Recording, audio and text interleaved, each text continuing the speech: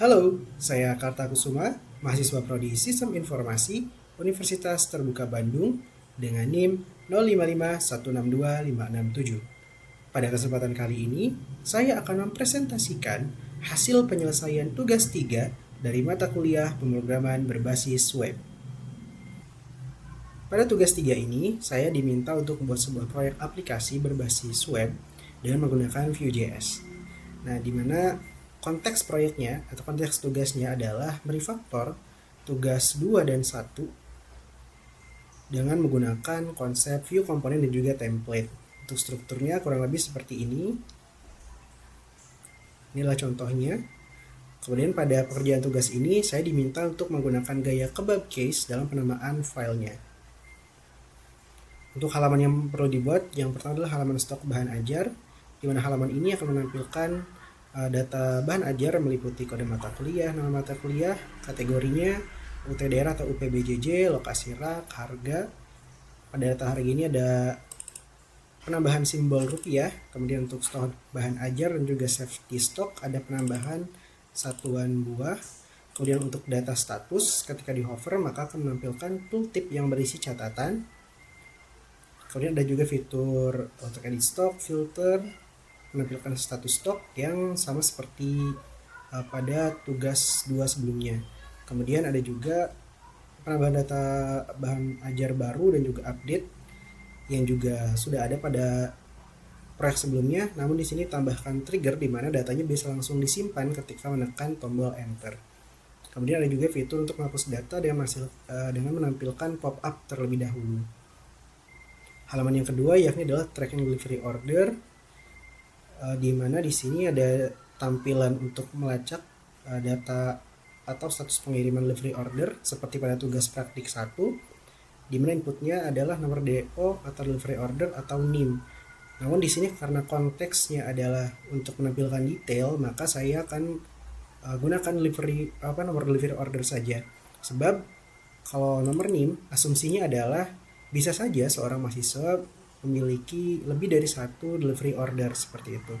Sedangkan kalau nomor delivery order itu adalah nomor yang unik gitu. Jadi untuk menampilkan detail maka saya gunakan data yang ini saja sebagai acuannya. Kemudian fitur ini juga akan bisa di-trigger dengan menekan tombol enter. Jadi ketika sudah menginputkan nomor delivery order, kemudian tekan tombol enter, maka datanya akan dimunculkan. Dan untuk meng-clear atau resetnya dapat menggunakan menekan tombol escape seperti ini. Kemudian pada tampilan yang kedua yakni di halaman yang sama, pada input delivery order, fiturnya hampir sama seperti pada proyek sebelumnya. Namun untuk hasil tanggal yang diinput diminta diformatting seperti ini.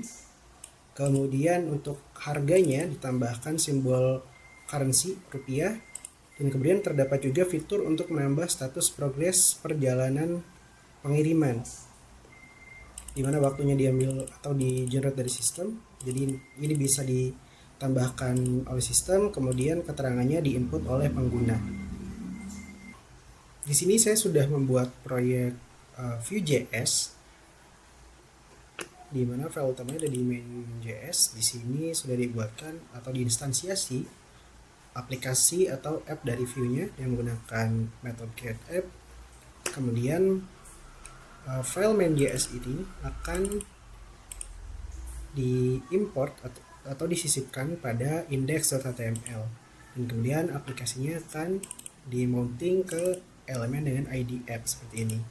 Pada halaman index.html ini diimport juga atau disisipkan juga icon dengan menggunakan logo UT dan juga link untuk memuat font awesome yang digunakan sebagai icon. Kemudian untuk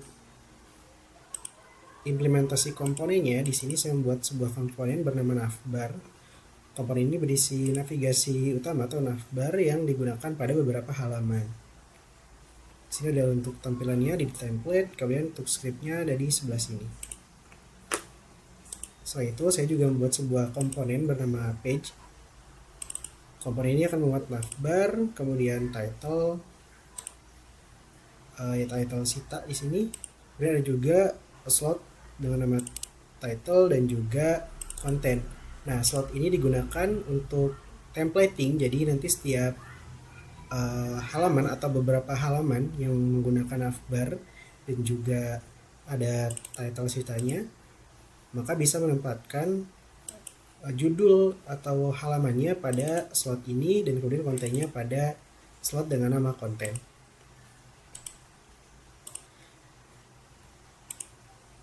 Untuk halamannya saya buat di folder views. Di sini ada dashboard view, dot view, login view, stock view, dan juga tracking view. Nah, selain membuat informasi untuk bahan ajar dan juga tracking, di sini saya juga merefaktor halaman untuk login seperti ini dengan menggunakan view juga. Kemudian ada juga halaman dashboard seperti ini, dimana pada halaman login, logic untuk loginnya juga dipindahkan atau dimuat ke dalam file login view seperti ini. Begitu juga dengan halaman dashboard, dimana logic untuk menampilkan greeting dan juga menampilkan menu itu dimuat juga dalam file yang sama, yakni di dashboard view. Kemudian untuk halaman yang diminta dibuat, yang pertama yakni adalah stock view, dimana halaman ini sama seperti dashboard menggunakan template page seperti ini. Kemudian untuk titlenya adalah seperti ini yang akan diletakkan pada slot title. Kemudian untuk kontennya seperti ini. Nah, pada stock view ini untuk tampilan datanya, untuk harga di sini ditambahkan rupiah, kemudian untuk item quantity dan juga safety ditambahkan satuan buah. Kemudian untuk status ditambahkan sebuah tooltip yang akan muncul ketika statusnya di hover seperti ini. Kemudian untuk logiknya disimpan pada tag script seperti ini. Di sini ada konstan, ada ref, kemudian ada array untuk sorting,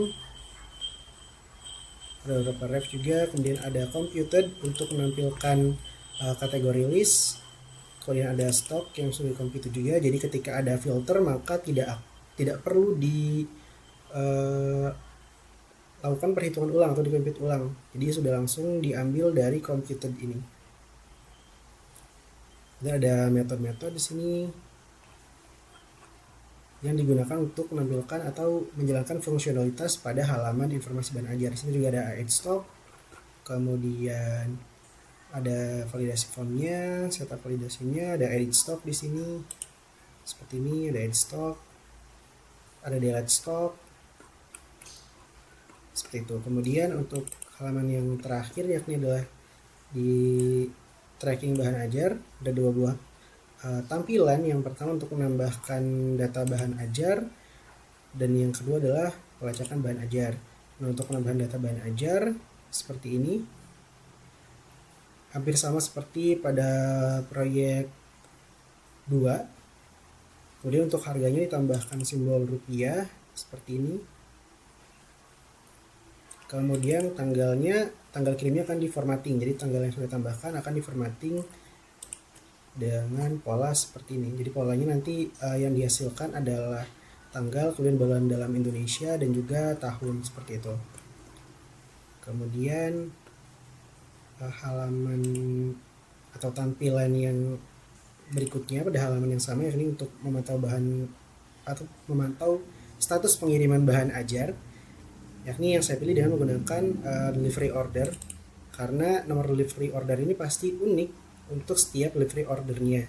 Jadi bisa digunakan untuk mencari atau melakukan pencarian data bahan ajarnya. Dimana di sini selain dengan menggunakan button, event pencariannya dapat di-trigger juga dengan menekan tombol enter seperti ini. Nanti datanya akan dimunculkan seperti ini. Kemudian di sini juga ada logic untuk fungsionalitas pada halaman ini. Terdapat juga voucher untuk melihat paket yang dipilih dan juga pengiriman yang dipilih. Nah, voucher-voucher ini akan memantau Misalnya untuk selected paket ini, mantau isi dari selected paket, apakah ada perubahan, kemudian nilai terbarunya akan digunakan untuk menghitung nilai total yang disimpan pada delivery order. Jadi yang ditampilkan berdasarkan pengolahan di sini. Kemudian untuk pengiriman, ini digunakan untuk memformatting nama ekspedisi formatted seperti ini. Jadi nanti yang digunakan adalah ekspedisi name-nya, misal di sini adalah JNE, kemudian tipe yang dipilih berdasarkan dari user seperti itu. Kemudian di sini ada beberapa metode juga yang digunakan untuk fungsionalitas penambahan data delivery order yang baru dan juga penambahan data perjalanan seperti ini. Nah, jadi untuk data perjalanannya diimplementasikan melalui suite alert juga. Jadi nanti akan dimunculkan pop-up. Kemudian untuk datanya, di sini saya menggunakan data bahan ajar atau dummy yang diberikan oleh soal dan juga menggunakan data user yang diperoleh dari proyek sebelumnya untuk fungsionalitas login. Sedangkan untuk routernya seperti ini. Jadi kalau misal root itu akan diarahkan ke dashboard, login akan diarahkan ke komponen atau halaman login, stok akan dihalaman ke stock view, tracking akan ditampilkan atau dipindahkan ke tracking view. Kemudian pada saat perpindahan halaman juga akan dicek apakah ada meta title seperti ini. Kalau tidak ada akan menggunakan defaultnya Sita UT seperti ini. Untuk menjalankan projectnya, di sini dapat digunakan atau menggunakan command line npm run dev seperti ini. Ini adalah tampilannya. Ketika saya paksa untuk ke dashboard, maka akan dikembalikan karena belum login. So untuk loginnya saya gunakan agus.ut.ac.id.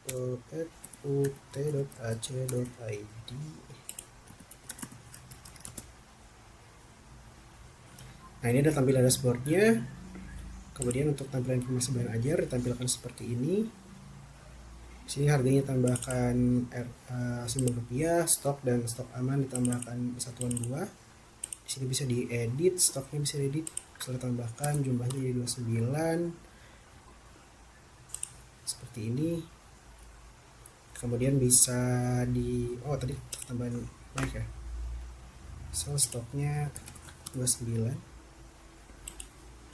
Oke, simpan seperti ini. Atau bisa juga dengan menggunakan enter, enter, maka akan disimpan juga. Jadi datanya bisa dihapus seperti ini. Untuk filternya bisa dijalankan. Ketika UPBJJ dipilih, maka akan menampilkan kategori dan urutan juga. Menampilkan stok yang menipis, bisa di reset. Kemudian bisa menambahkan bahan ajar baru, misalnya buku 1 seperti ini. Kemudian namanya buku 1, kategorinya pilih praktikum, UPBJJ Jakarta, lokasi rak 123, harganya 1000, sel stoknya 10, safety stoknya 100 atau 1000, geser 100, misal sini tes, maka setelah sini. Nah, di status ini ketika di hover akan menampilkan catatannya seperti ini.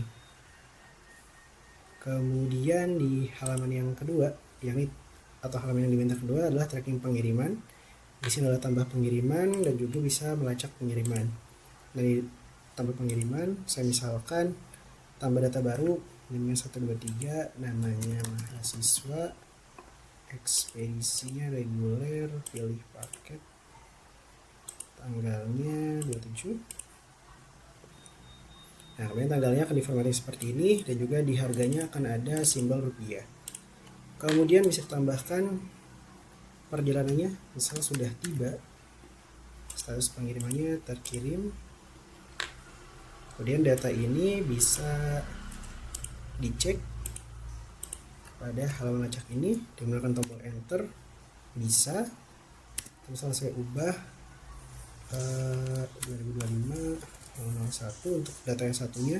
Bisa juga menggunakan tombol lacak di sini, kemudian escape untuk meresetnya. Soal cari lagi seperti ini. Nah, untuk datanya ini yang terakhir adalah yang di atas. Demikian penjelasan mengenai penyelesaian tugas 3 dari mata kuliah pemrograman berbasis web. Apabila terdapat kekeliruan, saya mohon maaf. Terima kasih dan sampai jumpa.